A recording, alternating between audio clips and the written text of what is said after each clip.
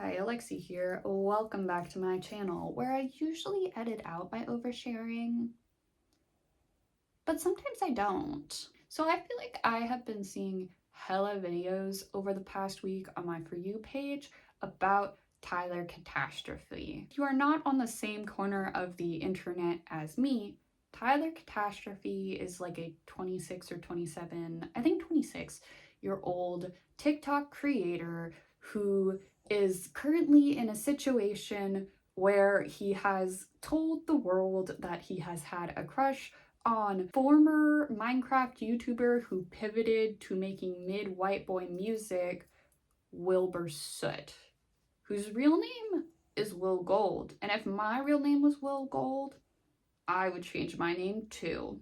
But yeah, part of what complicates all of this is that way back in 2024, Wilbur Soot had allegations made against him by his ex-girlfriend Shelby, who went by Shovel online.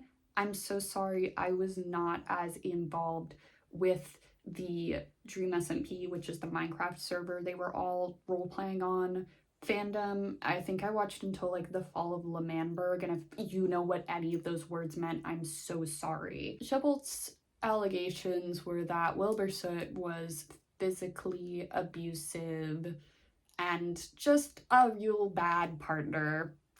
And Wilbur Soot's response was like, yeah, I didn't treat her great, but I'm just not that person anymore, or something like mid like that. Even before admitting to having a 7-year-long crush on Wilbur Soot, which happened like earlier this year of 2026, Tyler Catastrophe was very much a self-proclaimed Lovejoy fan and also put out a video defending Wilbur Soot and was basically like, these allegations aren't accurate. It sounds like the issue was that Shovel should have just been like, don't bite me so hard.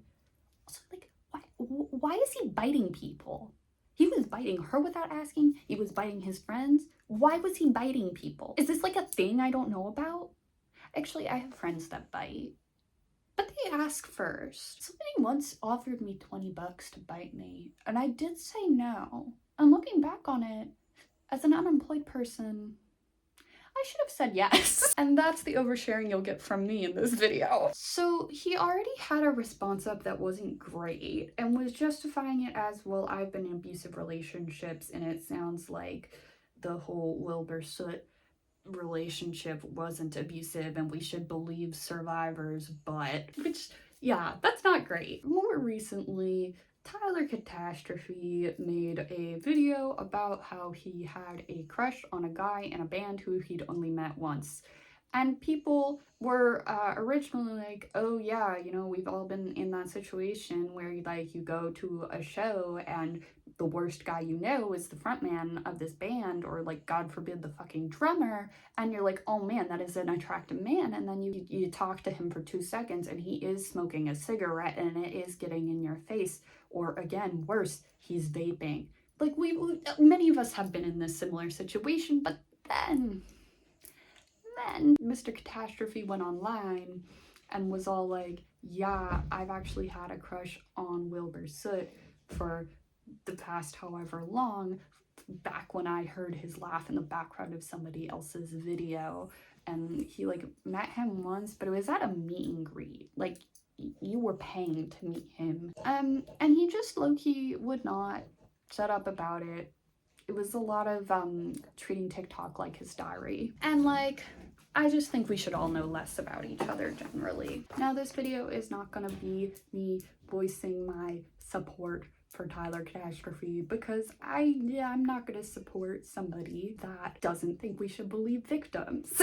What I do want to talk about and what I do want to point out is that I think people would have a very different reaction to Tyler Catastrophe if Tyler Catastrophe was not an openly trans man. For context, I myself am non-binary, which is part of why I wanted to talk about this, because a lot of the creators that I've seen talk about it, as far as I know, are cisgender, and there is a little bit of nuance missing there. They have talked a bit about how people online have been confused by Tyler Catastrophe's audacity, his words, not mine. Basically, Tyler at one point had said that he thinks that if Wilbur Soot was bi, because we also don't know Wilbur's sexuality, and again, I don't want to know, because he'd probably abuse that person too, no matter their gender. Sorry, I don't want to give him room to grow. The thing is that he looks like my ex, who was not abusive towards me, but was abusive towards the people they dated after me. So I never trusted Wilbur Soot. The allegations came out and I was like, yeah, that makes sense. Basically, Tyler Catastrophe had said that he thinks that if Wilbur was into men, he would have a shot with Wilbur Soot. And people, I guess, consider Tyler Catastrophe not conventionally attractive, and we're like, why are you saying this? And sort of, I think it all made the bullying a bit worse. I just think that perhaps that wouldn't have been as much of an issue if he was a cisgender man or a cisgender woman. Hear me out. We're seeing with current allegations against Katy Perry that women doing assault, that's not taken super seriously.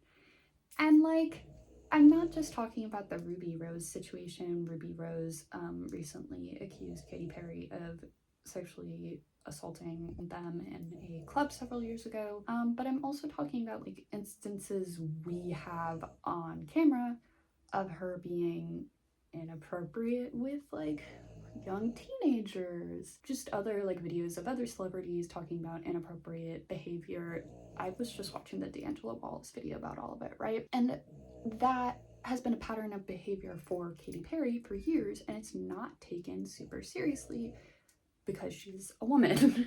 And so it's often sort of laughed off as like, oh, these people are like lucky to be having her attention if they're men, and if they're women, there's sort of this weird like, oh, she was just joking because we're both straight, I guess. Like, I don't know.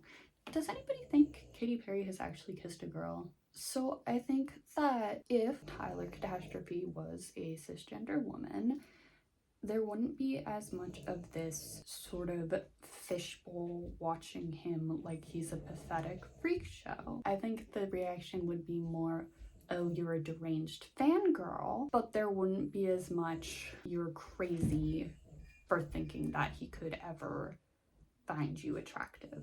And I think also, if Tyler Catastrophe was a cisgender man, people would be writing serious fan fiction about him and Wilbur Soot, because people love to ship two cis white men. Like, usually what my other work is in fandom spaces. There are problems. And I think there's this still very pervasive idea that trans people, when we're dating people, are predatory, or we're somehow like lying. I think it's, you know, especially targeted at trans women, but I've also seen it targeted at trans men like Tyler Catastrophe, who, to be clear, is a man, because trans people are the identity that they say they are. I'm not trying to encourage any transphobia here, and I'm also not trying to be a Tyler Catastrophe apologist. What I'm just saying in this very unscripted video that I've recorded like 3 times at this point is that I think that perhaps we should consider part of the fact that we are very fascinated with this train wreck. Sorry, everybody in my family started talking at once. I really need to move out. Part of what I think should be pointed out is that trans people, we are seen as predatory, and I think that's part of how people are talking about Tyler Catastrophe and how he views Wilbur Soot, because the thing is, he's not like going up to Wilbur Soot at events or like stalking Wilbur Soot, and he might be moving to England to be closer to Wilbur Soot, but that's neither here nor there. England is a big country, okay? Is it a big country? Not compared to the US. Maybe it's just because I'm used to fandom spaces where people are literally like handing out bound copies of their NSFW fanfiction to actors. But I'm sort of like, this is not that bad, especially because, like, for better or for worse, I don't have a lot of sympathy towards wilbur. I do think that Tyler Catastrophe's obsession, crush, whatever you want to call it, on wilbur is clearly harming him, because he has said he feels like he can't have a crush on anybody else because he's a one soul at a time person. And I also think it is leading to problematic behaviors of him saying people are lying or exaggerating wilbur's abuse, which is weird. And at the same time, I think part of why people are reacting so strongly is partially because maybe even on a subconscious level, they do see trans people as predatory. And at the same time, I think we trans people are not seen as desirable as cisgender people. I definitely occupy a slightly different space as a non-binary person, but that is something that I have heard my binary gender trans friends talk about when they talk about dating, is that they're seen as less than or fetishized, and I think that's part of the issue too. Those are my unscripted thoughts. I do want to make it clear, this isn't a video defending Tyler Catastrophe, because I'm not. I think that he is dismissing survivors, and I think that he needs a bit of help. And it is also not a video that is spreading empathy for wilbur, because I don't have any of that. Thank you so much for watching. Usually what I make is like fandom content. I read a lot of books that used to be Hermione fanfiction and talk about them. I just made a recap of Interview with the Vampire Season 1, but this was just something that was bothering me a lot. And I don't know if I really phrased it well, but yeah, it's what I got, you know. But yeah, I think also this counts as Alexi Touches Grass, in which I don't do as much research as I usually do for my bigger videos. But yeah, catch you in the next one, hopefully. Bye!